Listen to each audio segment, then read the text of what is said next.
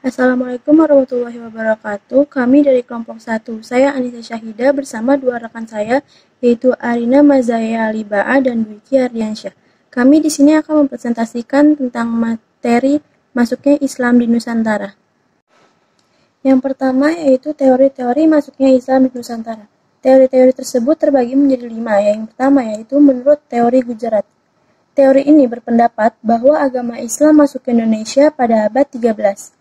Islam masuk wilayah Indonesia dari anak benua India seperti Gujarat, Bengali, dan Malabar.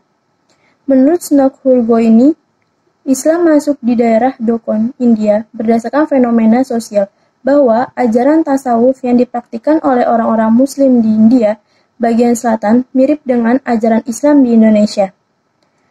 Termasuk munculnya Syiah di daerah Sumatera atau Jawa. Dugaan itu juga muncul dari daerah India. Sebab saat itu kerajaan India Deccan atau salah satu kerajaan di India telah memiliki hubungan baik dengan Iran, negeri pusat penyebaran Syiah. Yang kedua yaitu menurut teori Saudi. Pendapat yang menyatakan bahwa Islamisasi Indonesia terjadi pada tahun 1111 atau abad ke-12 Masehi. Pada saat itu, orang-orang Aceh dari Sumatera bagian barat laut memeluk Islam atas ajakan seorang kebangsaan Arab asli. Kemudian, setelah masuk Islam, mereka mendakwahkan Islam khususnya di daerah tersebut. Yang ketiga yaitu menurut teori Cina. Teori yang menyatakan bahwa masuknya Islam di Indonesia langsung dari Mekah atau Madinah. Menurut teori ini, Islam masuk Indonesia sekitar abad ke-7 atau ke-8 Masehi atau abad kedua Hijriah, yaitu pada masa Khulafaur Rasyidin, ekspedisi Islam ke Indonesia dibawa langsung oleh para pedagang dari Arab, sejak awal abad Hijriah atau abad ke-7 Masehi. Menurut sumber literatur Cina, pada awal abad kedua Hijriah telah muncul perkampungan-perkampungan Muslim Arab di pesisir pantai Sumatera. Yang keempat yaitu menurut teori Mekah. Teori ini merupakan teori baru yang muncul sebagai sanggahan terhadap teori lama, yaitu teori Gujarat. Teori Mekah berpendapat bahwa Islam masuk ke Indonesia pada abad ke-7 dan pembawanya berasal dari Arab asli yang di situ Mesir. 5. Menurut teori Persia. Teori ini berpendapat bahwa Islam masuk ke Indonesia pada abad ke-13 dan pembawanya berasal dari Persia. Dasar teori ini ada kesamaan budaya Persia dengan budaya masyarakat Islam di Indonesia seperti yaitu 1. Peringatan 10 Muharram atau Asyura atas meninggalnya Hasan dan Husain cucu Nabi Muhammad yang sangat dijunjung oleh orang Syiah atau Islam Iran. Di Sumatera Barat, peringatan tersebut disebut dengan upacara tabwik atau tabut. Sedangkan di Pulau Jawa ditandai dengan pembuatan bubur syuro. Yang kedua yaitu kesamaan ajaran Sufi yang dianut Syekh Siti Jenar dengan Sufi dari Iran, yaitu Al-Halaj. Yang ketiga yaitu penggunaan istilah bahasa Iran dalam sistem mengeja huruf Arab atau tanda-tanda bunyi harokat. Yang keempat, ditemukannya makam Maulana Malik Ibrahim tahun 1419 di Gresik. Yang terakhir yaitu ada perkampungan Leren atau Leran di daerah Gresik. Sekian dari saya, presentasi selanjutnya akan dilanjutkan oleh Mas Dwiki. Assalamualaikum warahmatullahi wabarakatuh. Perkenalkan, nama saya Dwiki Ardiansyah. Saya akan melanjutkan presentasi poin B mengenai pembawa masuknya Islam di Nusantara.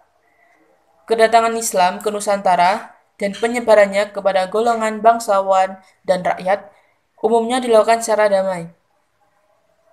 Tokoh pembawa masuknya Islam ke Nusantara yaitu Christian Snow.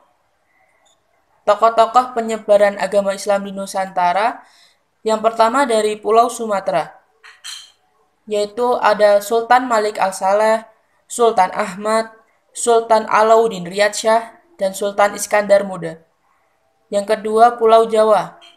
Pulau Jawa dilakukan oleh para wali songo.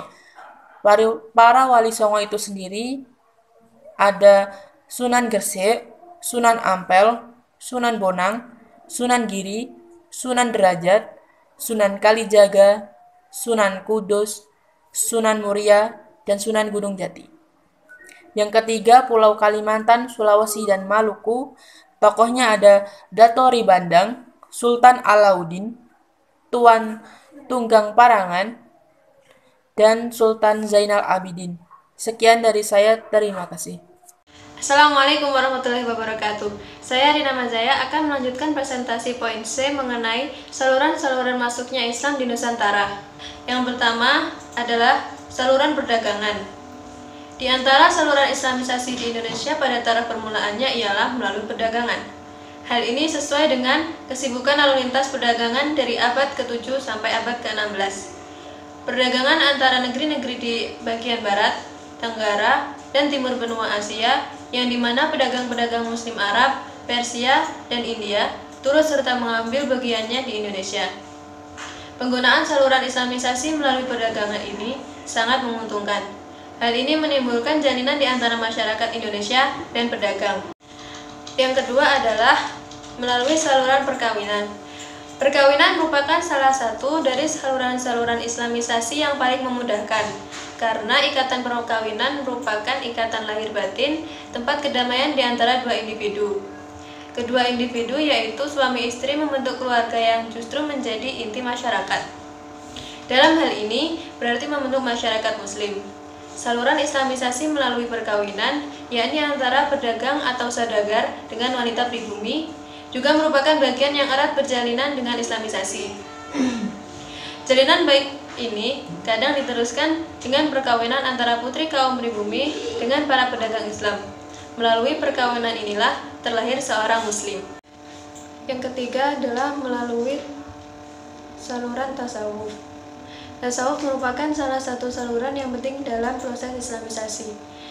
Tasawuf termasuk kategori yang berfungsi dan membentuk kehidupan sosial bangsa Indonesia yang meninggalkan bukti-bukti jelas pada tulisan-tulisan antara abad ke-13 dan ke-18. Hal itu langsung dengan penyebaran Islam di Indonesia. Dalam hal ini, para tasawuf hidup dalam kesederhanaan. Mereka hidup bersama di tengah-tengah masyarakatnya. Para ahli tasawuf biasanya memiliki keahlian untuk menyembuhkan penyakit dan lain-lain. Jalur tasawuf yaitu proses islamisasi dengan mengajarkan teosofi dengan mengakomodir nilai budaya bahkan ajaran agama yang ada, yaitu agama Hindu ke dalam Islam. Dengan tentu saja terlebih dahulu dikodifikasikan dengan nilai Islam sehingga mudah dimengerti dan diterima. Yang keempat adalah saluran pendidikan. Para ulama, guru-guru agama, raja berperan besar dalam proses islamisasi. Mereka menyebarkan agama Islam melalui pendidikan, yaitu dengan mendirikan pondok-pondok pesantren, yang merupakan tempat pengajaran agama Islam bagi para santri. Mereka setelah belajar ilmu-ilmu agama dari berbagai kitab-kitab, setelah keluar dari suatu pesantren itu, maka akan kembali ke masing-masing kampung atau desanya untuk menjadi tokoh keagamaan, menjadi kiai yang menyelenggarakan pesantren lagi. Adalah saluran kesenian. Saluran islamisasi melalui seni seperti seni bangunan, seni pahat atau ukir, seni tari, musik, dan seni sastra. Misalnya pada seni bangunan ini terlihat pada Masjid Kuno Demak, Sendang Duhur Agung Kesepuhan di Cirebon, Masjid Agung Banten, Baitur Rahman di Aceh, Ternate, dan sebagainya. Yang keenam adalah saluran politik. Pengaruh kekuasaan raja sangat berperan besar dalam proses islamisasi. Ketika seorang raja memeluk agama Islam, maka rakyat juga akan mengikuti jejak rajanya. Rakyat memiliki kepatuhan yang sangat tinggi dan raja sebagai panutan bahkan sebagai tauladan bagi rakyatnya. Sekian presentasi dari kami. Mohon maaf bila terdapat banyak kesalahan dan semoga bermanfaat bagi kita semua. Dan akhirnya, wassalamualaikum warahmatullahi wabarakatuh.